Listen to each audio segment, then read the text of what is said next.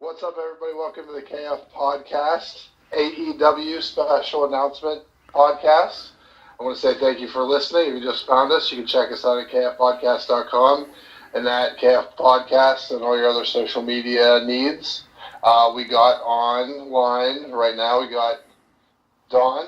Hello. We got Brock. What's happening? And we got Rob. What's happening, everybody? No Justin, because he doesn't give two shits about wrestling. He does not.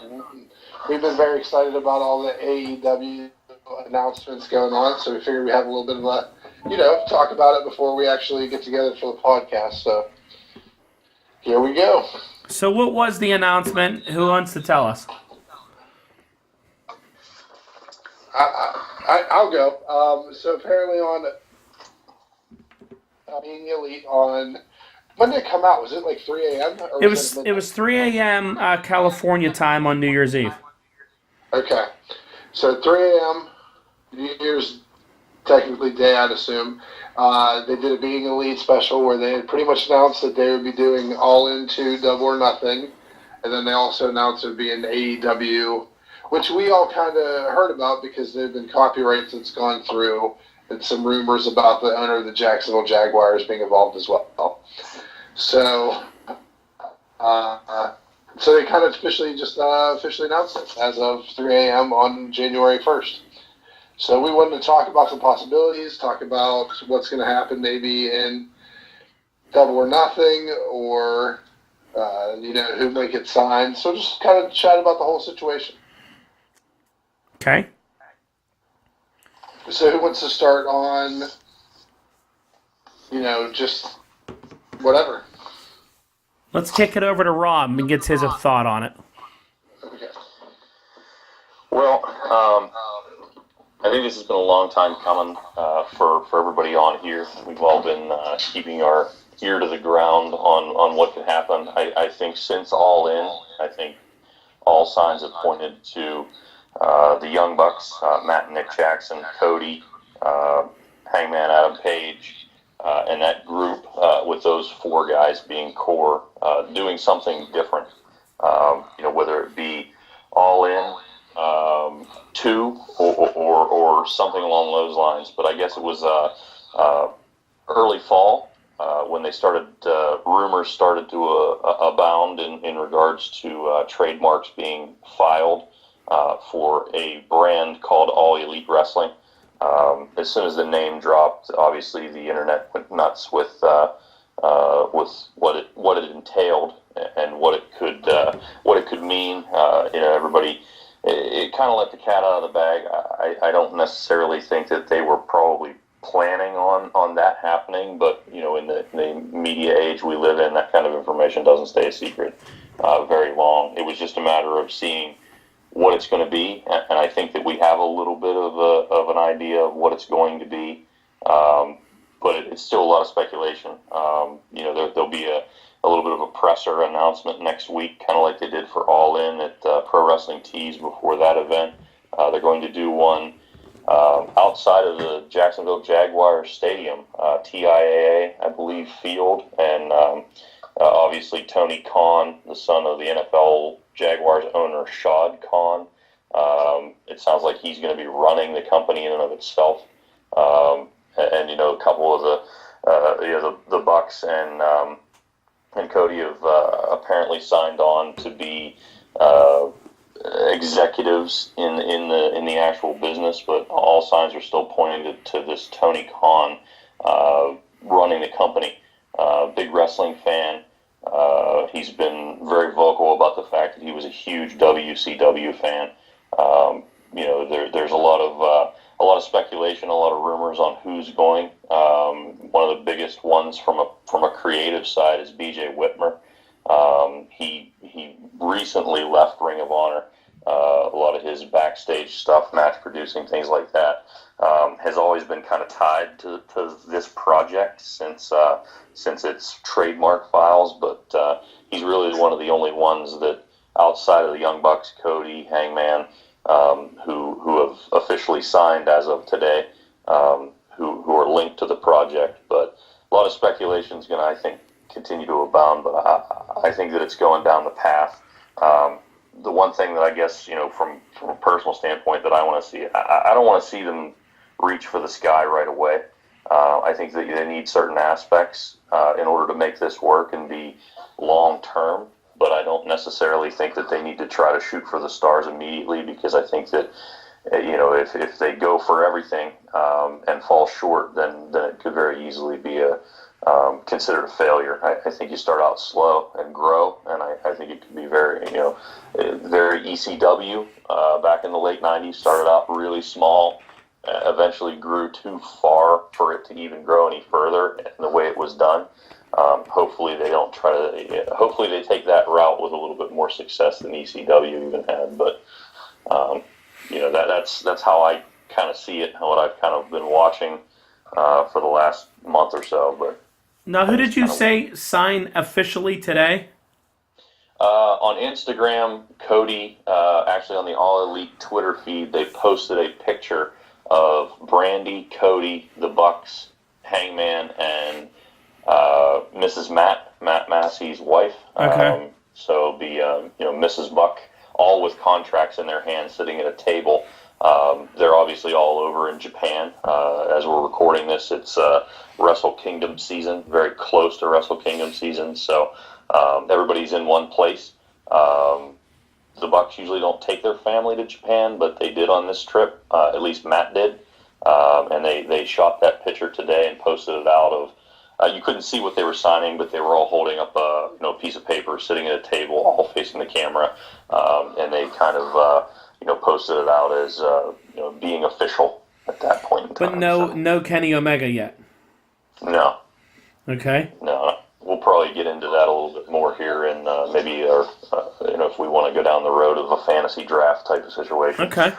Well, let's get Brock's thoughts on it and see what he thinks about it. I'm cautiously optimistic about this whole project. I want it to be something that's big and that's going to succeed. But like Rob said, they need to take it slow. If they think that they're going to go head-to-head with WWE out the gate, they're going to fail miserably. Because they just can't compete with that machine. Because they'll just dry them up. WWE would just dry them up by just taking away all the talent and offering ridiculous amounts of money. But the Khan family also has money that they can match WWE. It's all dependent on how much they want to get involved with, how much they're willing to invest. Do you think that family would actually give people a Brock Lesnar type contract, like $5 million a year? You think they would do that? I think they would give someone like a Kenny Omega that, so he could still do New Japan too. Because I don't see him completely leaving New Japan. He lives there. I'm sure, like Rob said, we're going to get into that more later. Yeah. My overall hope is that they stay affiliated with these other promotions like Ring of Honor or Impact Wrestling or even New Japan, because basically those companies lost their top draws with the Elite leaving or finishing up their contracts over the next few months. They were the only reason people were going to Ring of Honor recently. All the smart marks who are into being the Elite show, things like that, that's really going to hurt these smaller promotions. And it's even taking away more places where people can go if, this does not work. Mm-hmm. So I'm really hoping that this works. And I think one thing that will really make it work is that wrestlers are in charge. So they're going to make sure that the talent that they bring in will get the best deals, like being able to sell their own merchandise independently still, and like pro wrestling tees and things like that. So just giving them options that they wouldn't get at WWE, and control over their character and keeping their character, and they just have to make it really talent centric in the deals that they present. Because if they're the anti-WWE in that regard, I think that's their best shot at success.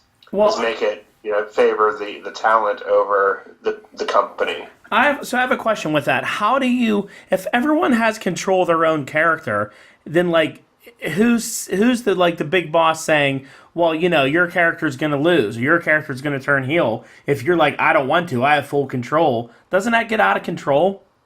Well, when I mean control your character, I'm saying Cody Rhodes could be Cody Rhodes, where he wouldn't just have to be Cody. Like WWE owns the name Cody Rhodes. Okay. Like they would keep their name, their gimmick, their character. They own that. So when they go somewhere else, they can take that with them. Okay. Instead of establishing a brand and then having to change it whenever you go somewhere else. Okay. Like the WWE does. Alright. But I think you definitely need like somebody in charge, especially with a promotion like this that's being run by people who are probably going to be competing in it as well. Right.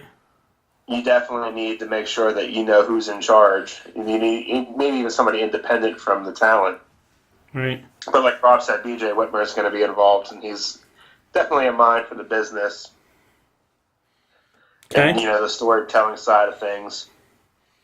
All right. For matches and everything. But one thing that they're definitely going to have to do, if they want this to be mainstream, is they're going to have to clean it up. It like All In, great wrestling show, but they had guys come out in penis costumes. Yes. If you want to attract sponsorship and maybe TV networks, you're going to have to take that kind of stuff out of it. You can't have Joey Ryan. Right. It's entertaining, but is it necessary? Yeah. Because it really limits where you can broadcast it and who you can broadcast it to. That's a good point. Ken, what's your thoughts? I agree with a lot of what Brock said, but I also feel like, actually what Rob said too, I feel like they could go more of a, everyone knows that WWE is the PG alternate, is the PG wrestling right now, and I think it might be tough for them to find someone to broadcast, but if they could be a little bit edgier and give people that old feeling of ECW where it was a little risque and a little on more pushing the boundaries, they could. I mean, Joey Ryan isn't anywhere, and he's a pretty big deal in the indie wrestling scene. If they could get him signed and do something like that, it could be pretty big. And I know that they'd have to tone it down from the 6-foot penis costumes, but I feel like they should still push the envelope to draw not even an older audience. That's the audience that watches it. Like, yeah, there's kids that get into it as well, but typically this is over.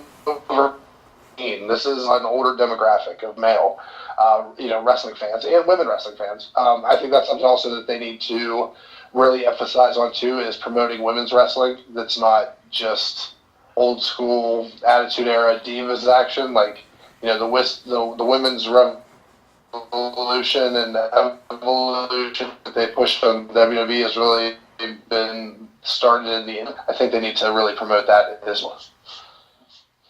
But that's my thoughts. Okay. I think it's a great idea what they're trying to do. I think my question that when I first saw it was, and we're going to get into this of who we think that they should get. We'll sort of fantasy book this here in a minute and say who they should get over. But it's got to be more than just the elite guys wrestling SCU every week. That's going to get old. And I think they're going to have to split each other up where they're going to have to wrestle. If they're the biggest names in the company, it's going to be hard if they're just always on the same side. They're the elite and no one else is. I think you have to have a TV show or something that's weekly, maybe even something that's live, something that people look forward to. I would love to see them go head-to-head. But I think like what Rob said there is, and Brock too, is that you're right. If you try to do too much and this fails, then I don't know. I really think it's going to hurt some of these guys' brand. That if you have you went here and it completely flopped and there's nowhere else to go, and it all depends how much money this company wants to put into it. I mean, I don't know. I mean, I think you have to have a home base, maybe Impact once had, where they worked out of the one studio, the Impact Zone, or something of that nature, something maybe in Jacksonville. So I don't know. Do we want to talk about big names they should sign? We'll just go sort of around the room here. I'll start off right off the bat. The first one I saw was that everyone's saying they're going to sign CM Punk, which I think is a huge mistake. Brock? He'll lose interest too quick. I wouldn't sign him. I mean, he's a top name and all that stuff, but I just don't see him sticking around because I don't think he wants anything to do with wrestling. Yeah. I would not dump a bunch of money into him. I mean, obviously, you're going to sign Kenny Omega, but like, give us a couple names of people you think they should go after. I'll go. Okay. I think Zack Ryder would be a good guy you could put there. He's very like social media savvy. He's a good in-ring performer. He's not being used at all by WWE. Correct. He's somebody you could build around for sure. And in 2 years, I could see Ziggler joining them. Mm-hmm. All right. Anybody else? I have some people. Go ahead, Ken. All right. I think they got to pick up guys like Joey Janela, MJF. I also think that Marco Stunt, who wrestled it All In, these are guys with huge indie buzz that they could, and Brian Pillman Jr.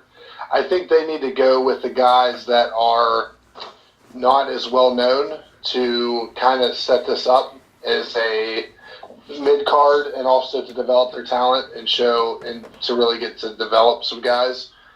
I think also they need to get some seasoned vets. Like I know that Tommy Dreamer will probably be a part of it at some point in time. He's everywhere. Billy Gunn, those guys. But I feel like they could pick off some of the guys from WWE that are unhappy. Like I think me and Don mentioned earlier, the Ascension when we talked on the phone. But like, there's a ton of guys. So I also don't see like Kenny Omega coming over right at the beginning. I think he's got obligations through April. I think with New Japan because of the ROH show in Madison Square Garden. But maybe after that you'll see him show up. I'm not sure when they're going to do All In, Double or Nothing as well. So maybe if that kicks off in the fall, everyone will be aligned to be able to hop over from there. Yeah. I think the biggest name out there right now that they actually have a potential to go grab is Chris Jericho. I really feel that is the basket that they should probably put a lot of eggs in. I've been doing more over the last 2 days. I've done more research on pro wrestling contracts than I have ever thought that I ever would do. And the contract that Chris Jericho has with the WWE, from everything that I can, and it's not readily available information. It's something that the WWE must, it's not like a sports contract where it's made public and it's very hard to find this stuff on the internet. But from everything that I can gather is Chris Jericho owns the name.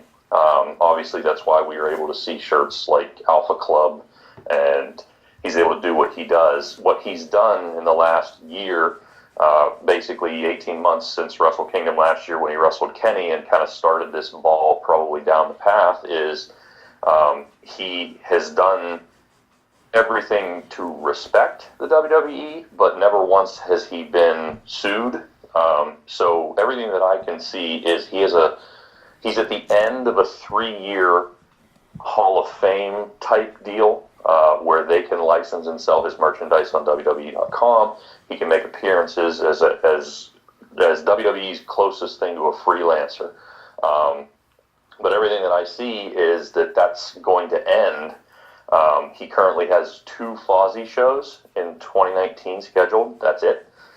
So he's either going to get on board with this, or he's going to be back in the WWE. I think it's about time we see a Jericho wrestling year, kind of like the Owens run, I guess. I think that's where they get the main draw, I think. And then obviously you got to go back and in order to keep it fresh, I think you got to go for some talent that I think they're going to give a lot of breaks to these guys that wrestle in PWG. I personally have known about PWG for a long time, but I've never really watched anything up until like the last 3 or 4 months. I think that the tag team division is what is going to really need to get signed in, because the Bucks are so popular, but they're only going to be popular if they can stay relevant. And if you can't wrestle SCU over and over and over again. Exactly. There's like Trent Beretta and Chucky T. Yeah, there's the PWG tag team champions right now. I think are the Rascals, Desmond Xavier, and Zachary Wentz. There's Ethan Page. I think he's teaming with somebody right now, Josh Alexander, the Monster Mafia. So there's names of tag teams that aren't on the radar, and obviously you put together hodgepodge tag teams with singles guys, but they're probably going to reach for that PWG roster, who's indie guys, and like Brock said, they got to be able to let these guys still take bookings outside of their federation to do that as well. So, you know what? Let me comment on your Jericho comment for a second, because I don't see him officially ever signing with them. I kind of feel like he's always going to be in his freelance mode, where he'll be able to like do WWE once in a while and then appear at a couple of these AEW shows and pay-per-views, because I can't see him cutting ties completely with WWE. I mean, he wants to be in that Hall of Fame. He's one of their best performers of all time. He doesn't want to burn bridges there and never be able to go back there and like be in the Hall of Fame and be one of those guys. I just think I can't see him ever being officially licensed by them. Yeah, I mean, I agree with that too. I completely agree that he's always said he's going to be a WWE guy. But I think it's good for WWE business as well that if they have a WWE guy, even they can look at it from an aspect of you need us, so to speak. Yeah. There's a big rumor right now that on Instagram, Jericho over the weekend was at the Vikings game, and the tickets were given to him by Tony Khan. Yeah, I saw that. I saw that. Yeah. So there's all these, take that for what it's worth. Yeah. It sounds to me like it's maybe a little take your client out to try to make the sale type of situation. Yeah. He's in conversation. The guy that I think they should really go get, who I believe is still a huge star to me, is John Morrison or John Hennigan or whatever you want to call him. I think he'd be perfect. Johnny Elite. Yeah, he could be Johnny Elite. He could be somebody that like thinks he's elite and goes against the elite guys. He's a perfect like villain for them or good guy for him. I really feel like he would be a big superstar in there, because the guy's all over the place. He's on Impact. He's on Blackcraft Wrestling. He's on a million different things. I think he would be a good pickup to go get. I've always said before that him, Zack Ryder, and those dudes are all good together. They could probably get them all there. What do you think, Ken? I think that's totally possible, and along that same thought process, I think you could see. I just lost his name. Pentagon. He could be there, especially with his match against Kenny Omega at All In. But yeah, I like Morrison. I like Zack Ryder going. I like Ziggler going possibly at some point in time. There's a lot of those guys that are on that bottom echelon at WWE. It could just be like, you know what, I'm done with this. You could see the Primos going there. Yeah. You could see what's some other ones? Bo Dallas. Yeah. Using his dad's last name and actually coming back to be, some kind of wrestling royalty. Yeah. You could see Curtis Axel, like all those guys that are not doing anything but training guys. Also, one guy we haven't talked about either is Colt Cabana. Has not been on any kind of mainstream, but is doing he's doing all the ROH, but I don't know how much longer he's doing that for. They're, but he doesn't wrestle for them. So depending on if they're allowed to do other things, you could see him kind of hop around and these guys do different bookings. So. But Rob, didn't you tell me that Penta and those guys recently just signed with a company? Yeah, that and in researching some of this stuff the past couple of days, the one thing that really confuses me is this Court Bauer, the operating officer for Major League Wrestling, MLW. He has been very vocal on social media about all the signings that he has been doing throughout 2018. He just signed a few more folks today to contracts. Now, how these contracts work and what they are, I'm not sure, because I know that they get a lot of independent talent. a lot of these guys sign these freelancer contracts, which is currently what Kota Ibushi has in New Japan. He is not a New Japan star. He is a freelancer. When he quit and resigned from New Japan back in 16, he came back as a freelancer, and everybody says that that's a detriment to him because it's why they haven't put him in the title picture, is because he hasn't signed a contract with New Japan. So that kind of puts his name in this boat. Another reason for Kenny to have a friend, so to speak, come across with him. I don't know how much that would give Kota because he doesn't speak English, but the MLW contracts, I think, and this is just my assumption is they have some sort of a tiers type contract system where some guys are signed, maybe exclusive. Some guys are, those are the guys that maybe they'll put merchandising on, and then other guys are there as a freelance independent contractor type situation where they just are there, not to do the job, but somebody's got to be there to wrestle and somebody's got to be there to be beat. But they're picking up guys, Ring of Honor, Snake Bandito, from both the WWE and AEW, apparently. Bandito was in the main event at All In with on Mysterio's team. He was a big signing, and Ring of Honor has been really pushing him. But those are the non-WWE guys that may be signed in other places, but the details of those contracts are even harder to try to determine.